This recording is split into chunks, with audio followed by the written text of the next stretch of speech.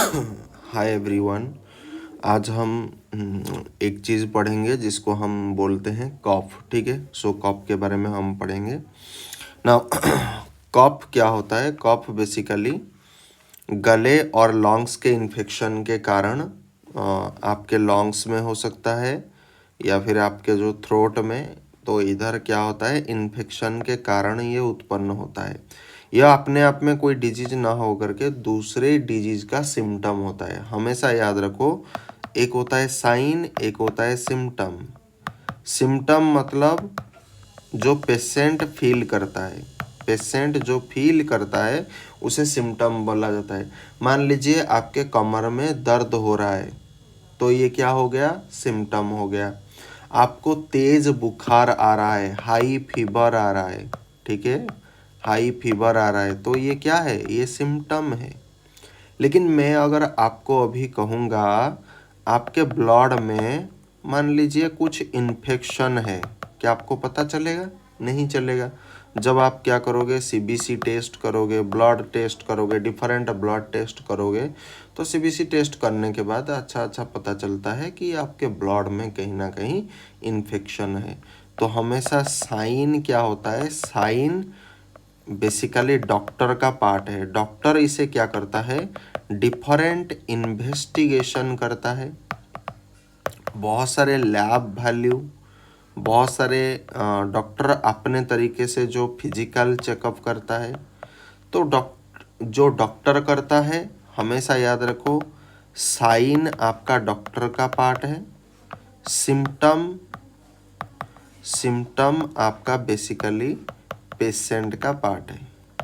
तो पेशेंट जब डॉक्टर को बोलेगा उसे सिम्टम बोला जाएगा, एंड जब डॉक्टर कोई जब पेशेंट के बारे में जब कोई चीज़ मतलब फाइंड आउट करेगा, उसे हम क्या कहेंगे? साइन कहेंगे। समझ में आ रहा है? नाउ इसका कारण क्या होता है, कॉजेस क्या होता है? तो टॉन्सिलाइटिस इसका कॉजेस है।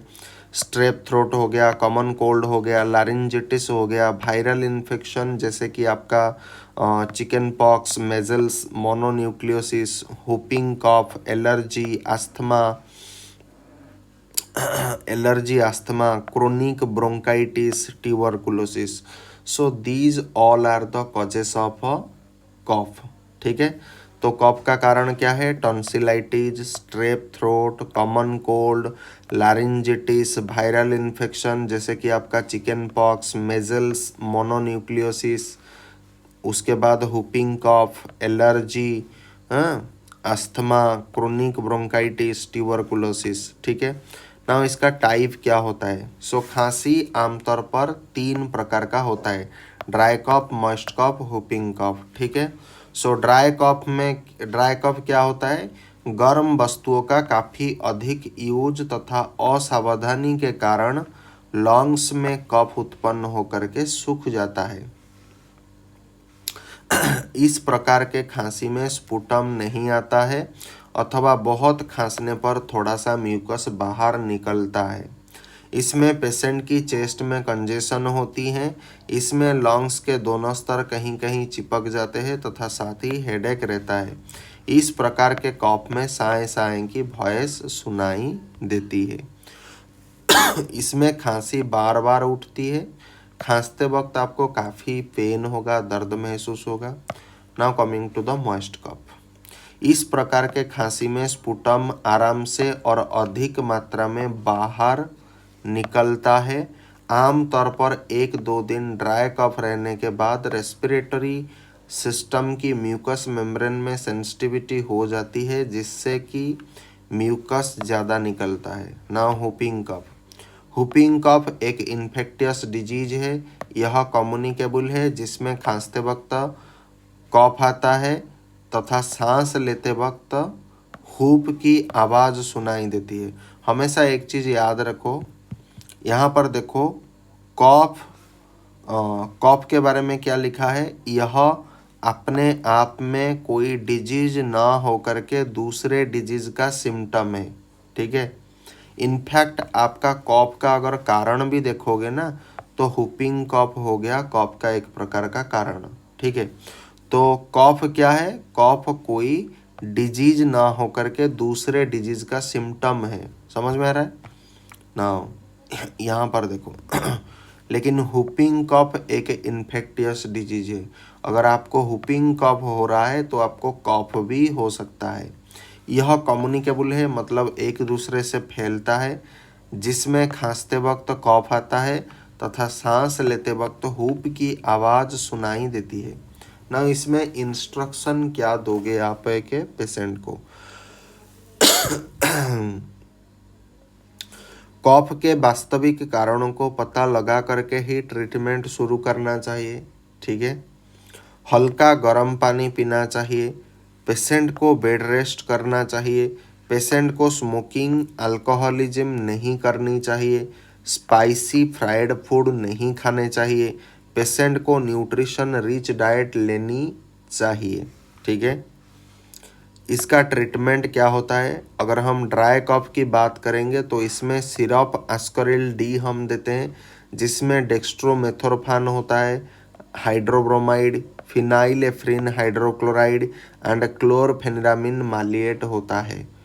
1 चम्मच सुबह दोपहर शाम को दिया जा सकता है। नहीं तो आप क्या करोगे? सिरप, अगर ये नहीं मिलेगा तो सिरप ग्रिलिंग टस देना पड़ेगा, जिसमें गुआफेनिजिन होता है, डेक्स्ट्रोमेथोर्फान हाइड्रोब्रोमाइड होता है, अमोनियम क्लोराइड होता है, क्लोरफेनिरामिन मालिएट होता है। 1 चम्मच सुबह दोपहर शाम ये आप दे सकते हो। 1 चम्मच मतलब 5 ml, ठीक है। एंड हमेशा बहुत लोगों को मैंने देखा है ड्राई कफ एंड वेट कफ के बीच में फ़र्क नहीं जान पाते हैं। उनका केमिकल कंपोजिशन क्या होता है उन्हें पता नहीं होता है।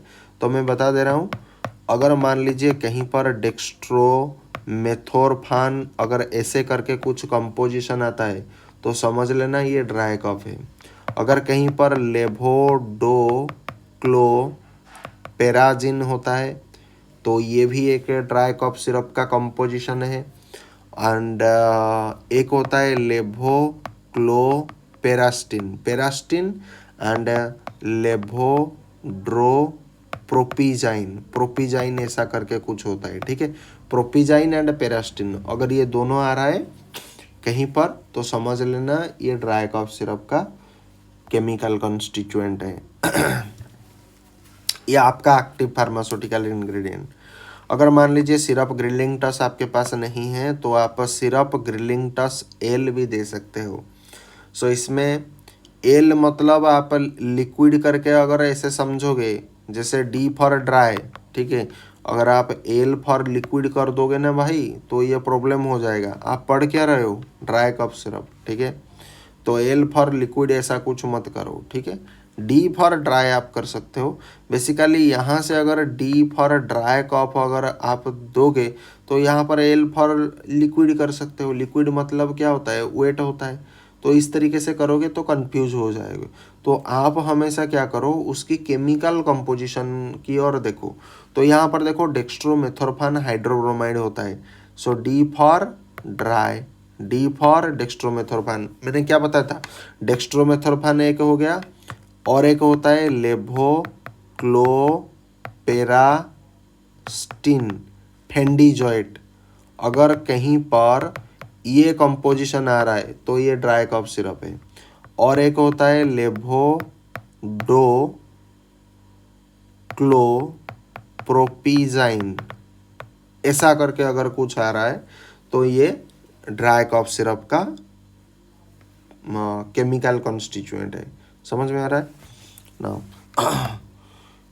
सिरप ग्रिलिंग टस एल, तो यहाँ पर देखो लेवोक्लोपेरास्टिन फेंडिजॉइट मैंने अभी अभी बताया था।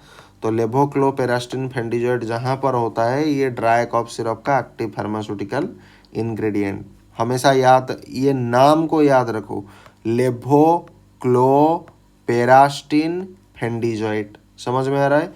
1 टेबल स्पून सुबह दोपहर शाम। टेबल स्पून कितना होता है? 15 ml होता है। 1 चम्मच कितना होता है? 5 ml होता है। क्लियर?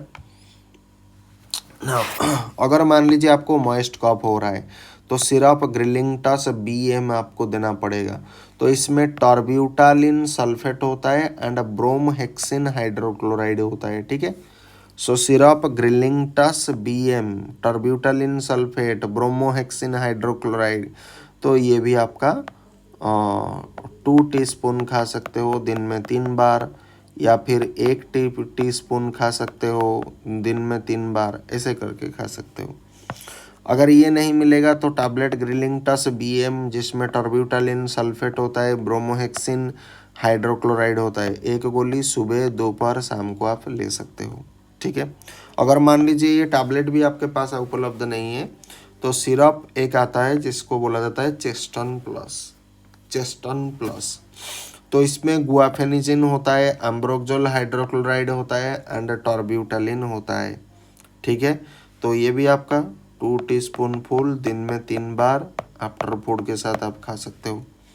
अगर हुपिंग कफ हो रहा है तो हुपिंग कफ के लिए सिरप ग्रिलिंगटस CD जिसमें कोडिन फॉस्फेट होता है एंड क्लोरफेनिरामिन मालिएट होता है, ये भी आपका 1 टीस्पून फुल दिन में 3 बार लेकर के 2 टीस्पून फुल ऐसे करके दिन में 3 बार आप दे सकते हो, ठीक है। इसके साथ ही एंटीबायोटिक के तौर पर आप दे सकते हो कैप्सूल नोवामक्स 500, क्या दे सकते हो, कैप्सूल नोवामक्स 500, एमोक्सिसिलिन ट्राइहाइड्रेट होता है, 1 कैप्सूल सुबह शाम 5 दिन तक आप इसे दे सकते हो। अगर मान लीजिए एमोक्सिसिलिन ट्राइहाइड्रेट ये नहीं है तो टैबलेट एल्टोसिन 500 जिसमें एरिथ्रोमाइसिन एस्ट्रोलेट होता है, 1 गोली सुबह शाम, 1 टैबलेट दिन में 2 बार 5 डेज के लिए आप ले सकते हो। अगर मान लीजिए ये भी नहीं है तो टैबलेट लेवोफ्लॉक्स 500 जिसमें लेवोफ्लॉक्सासिन 500 mg होता है, 1 गोली 1 टैबलेट सुबह शाम 5 दिन तक आप दे सकते हो। अगर मान लीजिए ये भी नहीं तो टैबलेट ओडिरक्स 300 जिसमें रोक्सिथ्रोमाइसिन होता है, रोजाना 1 गोली 5 दिन तक आप दे सकते हो, रोजाना 1 गोली 5 दिन तक आप दे सकते हो, ठीक है। डेली 1 टैबलेट 5 दिन तक, तो टोटली 5 टैबलेट ही खाओगे। अगर सर्दी या बॉडी एक बुखार हो तो टैबलेट सल्विन कोल्ड आप दे सकते हो जिसमें पैरासीटामोल 500 mg होता है, फिनाइलेफ्रिन हाइड्रोक्लोराइड होता है, क्लोरफेनिरामिन मालिएट आपका 2 mg होता है। तो 1 गोली सुबह शाम दी जा सकती है।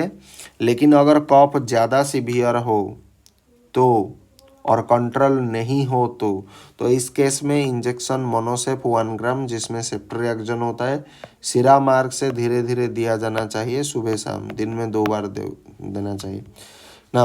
उपयुक्त सभी प्रकार के उपचार करने के बाद भी अगर आराम ना मिले तो निम्न इन्वेस्टिगेशन करवाना चाहिए, जैसे कि sputum AFB and culture, blood sugar test, HIV test, X-ray, haemoglobin percentage, WBC, erythrocytic sedimentation rate.